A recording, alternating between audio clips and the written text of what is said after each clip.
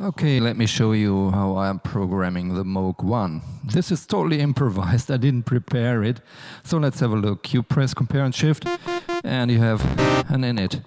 And the init means oscillator 1's got through the ladder filter, and this is oscillator 1.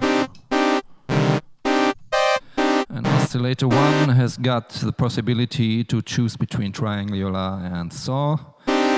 And saw, if you go into the wave angle,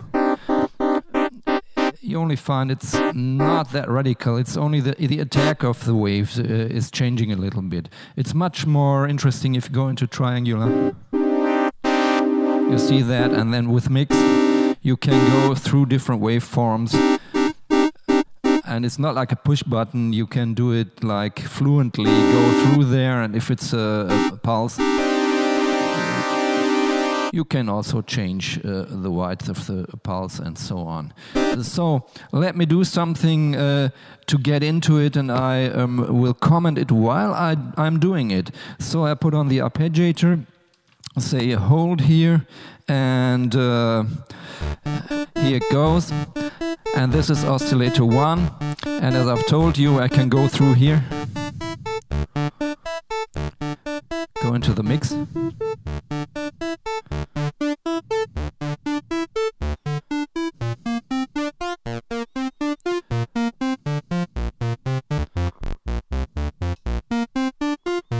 And go in the mix to the ladder filter. This is the filter. It's a 24 dB now. I can go into the resonance.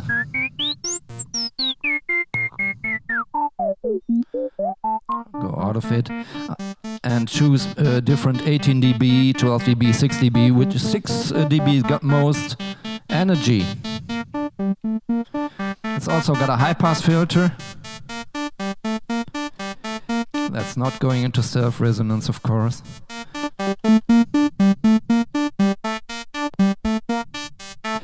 But here it's quite effective. So this is one possibility to go through here, go into low pass again. So what if I wanted to go into the envelope of the filter? This is a cutoff modulation. I say envelope amount is like that. And here's the envelope for the filter. And here's the envelope of the amplifier. And you can do all these things we know.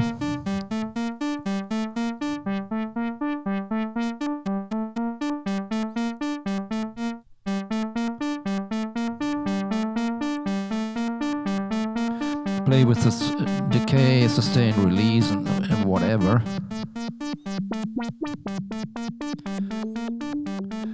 That was the ladder filter. If we go into the state variable filter, this is the other one. I can choose between notch,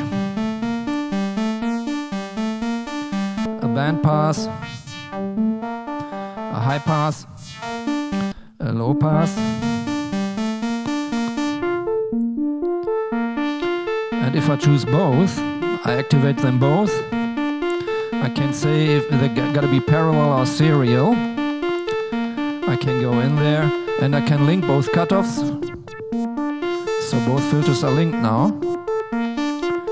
And if I go in here, I can see what's happening. This is state variable filter, this is ladder filter, and you see how it's changing in here. And I've put it into serial.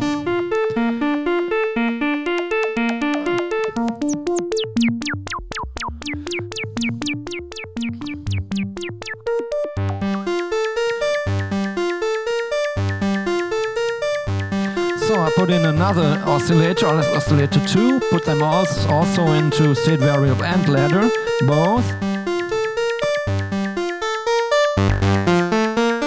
And here it starts to begin.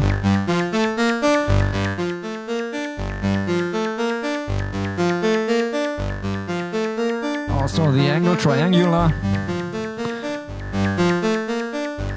It starts to begin being quite complicated or complex. I can go into the beat frequency, and why not putting in another oscillator, oscillator 3. And I can put oscillator 3 into hard sync, go into triangular. And this effect, I want to automate it. So what am I going to do now? I'll go into LFO1, say destination should be the frequency of a hard synced oscillator 3.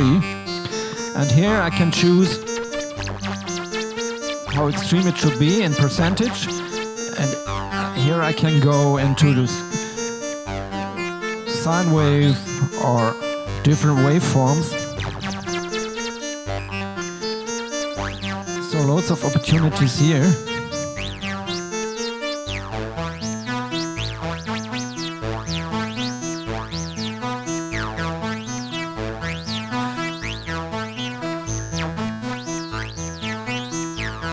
I put in a little bit of noise,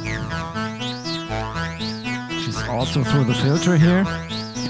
And now there's something, the arpeggiator is running, it's got a hold, and I got an MPC here and it's synced. You see what's going on here? And now I'm playing with this release.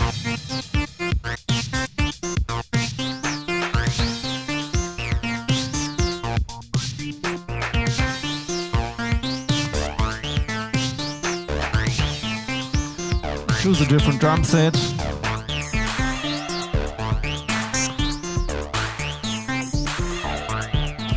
And when I go into the arpeggiator, I can double it. And here it's starting to groove.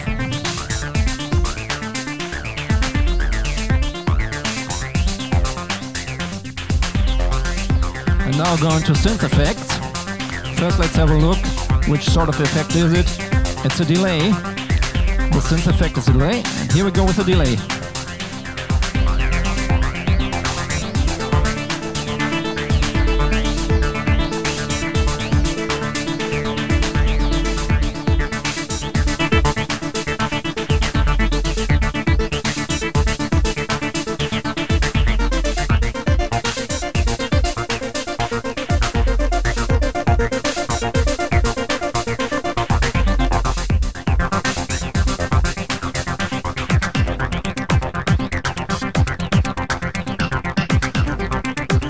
Go into the release again.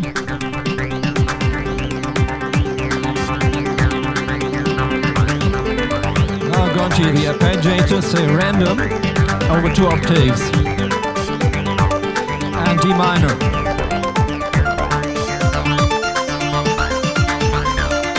Now we're starting to do think musical.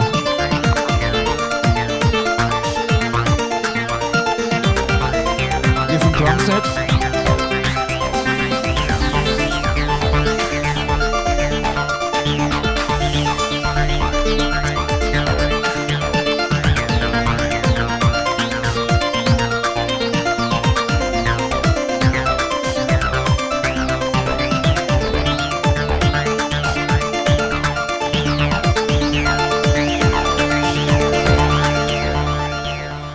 And if I go into the sequencer here, I have a little sequence running and it's like this.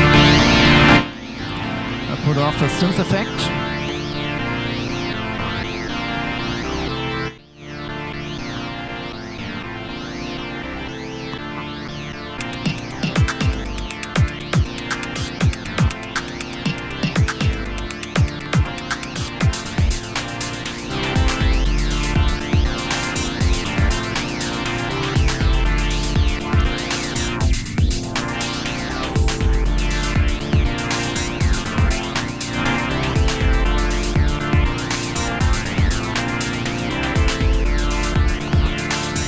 So you work yourself through this, and let's start again with something like this again, that you understand what I did here.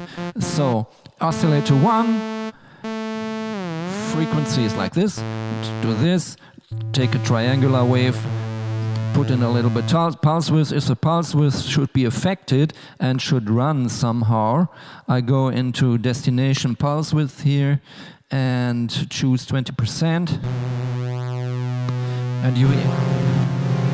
And imagine this is only 1.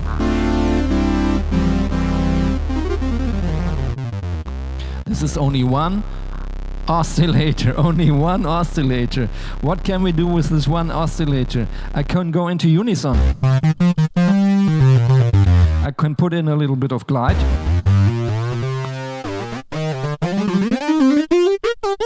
Go a little bit out of the attack. Go into a little bit of release.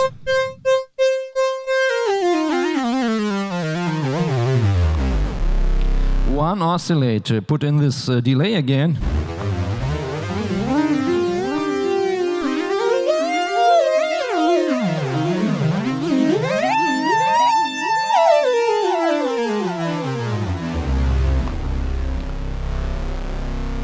You can imagine this is only one oscillator and it's only running through ladder filter. If I put in the other filter here, you have something like this. If I put in a master effect here, I have an effect type like not eventide. Let's have a look if I get a chorus into that solo sound. I'm looking for a solo sound, a subtle chorus. The other one is...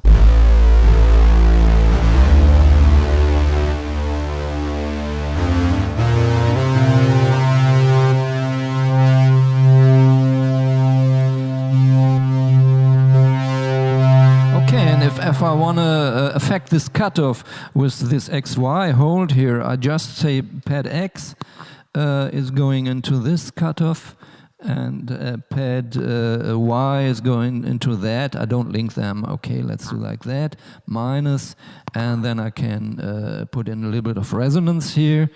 Choose 24 dB, parallel.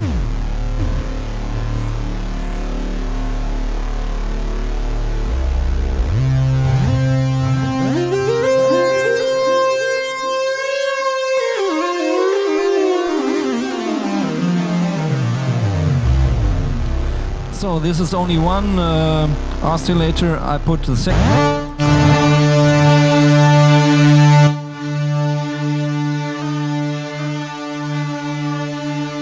in here.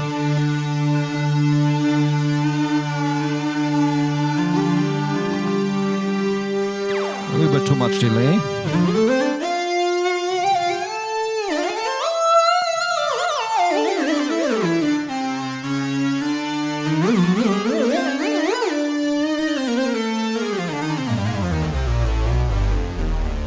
Now I put in the third one, this one, and I hard sync it.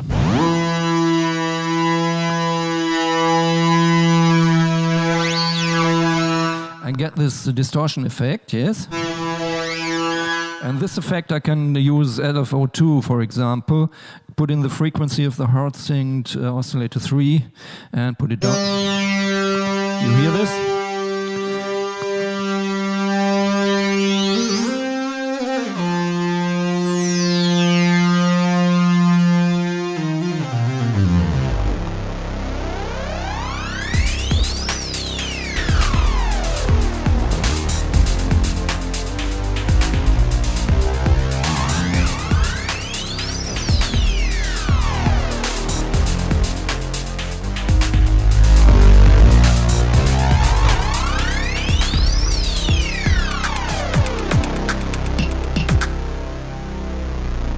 So if I want to do some ring mod with the two things here, I can choose sources 1 and 2 for the ring mod.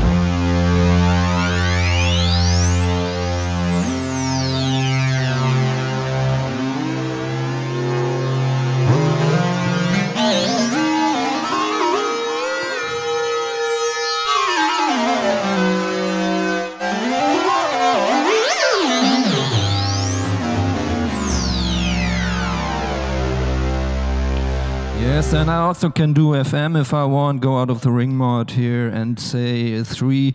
Well, 3 is now hard syncing this. I say 1 and 2 should be FM.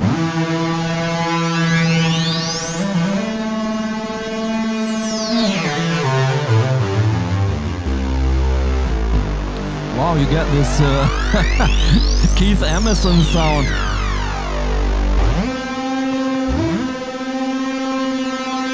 Get out of that glide rate thing here. What I also found that you can do the waveform modulation right here, like wave angle. This is LFO3 amount, LFO3 amount for the pulse width. This is LFO3, but I can also do it here, and I can go into the mod section here and say LFO1 should affect whatever, pitch LFO. So it's sort of a modular system by that you can route these LFOs to everywhere where you want to via this mod thing. And I also can choose between synth 1, synth 2 or so. If I run this here,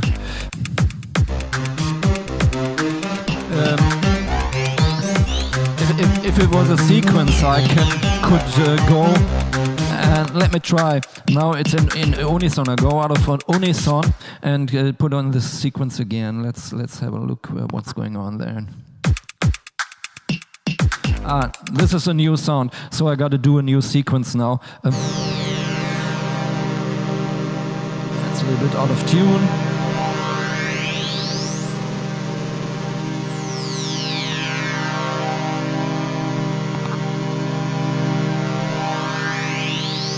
Got out of the hold. That's pretty easy. Now it's a little bit out of tune, but I don't mind. I just press a record here and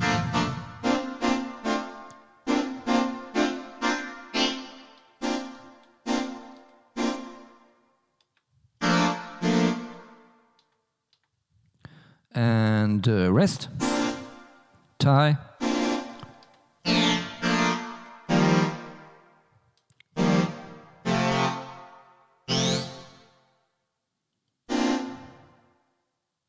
Okay, let's listen to that. And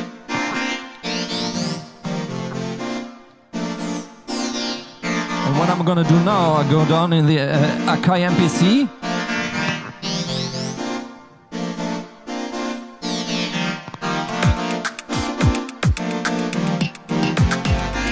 And it's following the tempo of the Akai, yes?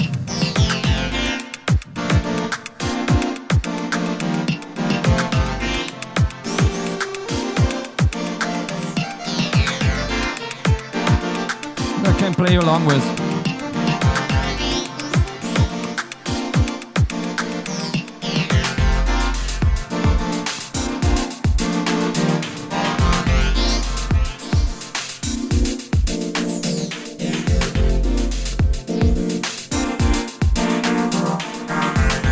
And play around with it.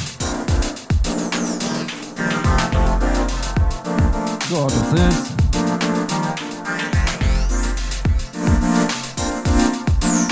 Go into the tech.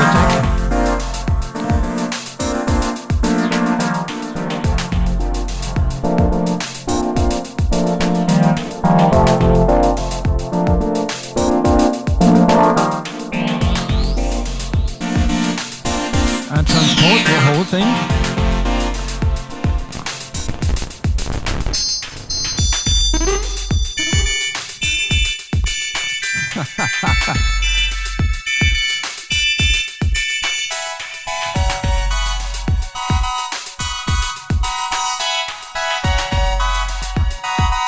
And if I want to screw it all up, I just put in the noise, put in this here, go into the extremes and say a pitch modulation.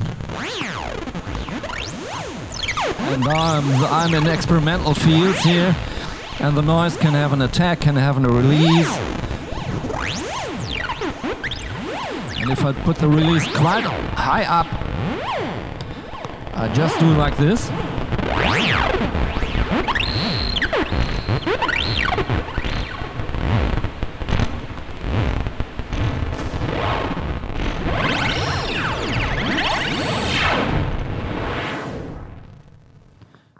Yes, so this is just a very short thing. I didn't show you the chord thing and working with the different layers here in synths 1, 2, 3 and so on.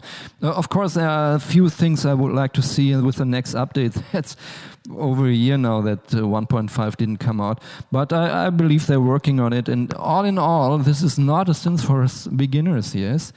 Don't buy something like this if you're not don't know subtractive synthesis. But if I compare it to my Prophet 10 that's over there, it's a totally different beast. I would say that the Prophet 10 is the most rock solid, wonderful synth sound, immediately very easy to handle, and it looks so easy to program, but you can do quite a lot of things. So this is a solid guy, and this is sort of a diva. Yes, so to me this is sort of a diva, and whenever you did something here, you just say save, overwrite a preset, or do something like that. And in the end, you have so many nice sounds here that you can play with. Yes, I just showed a few, and then we stop this here.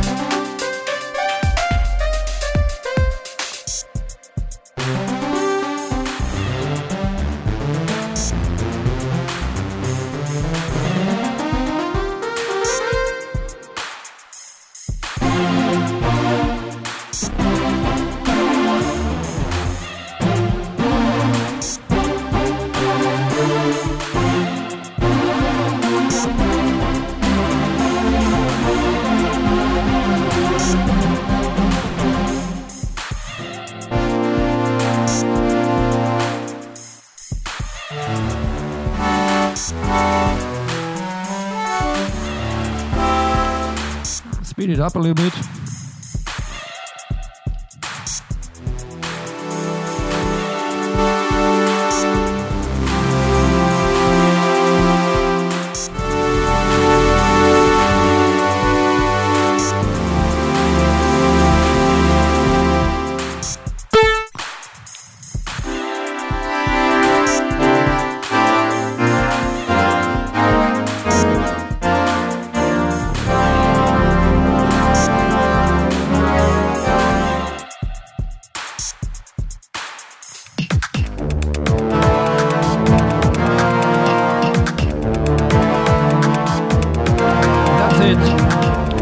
Thanks for listening.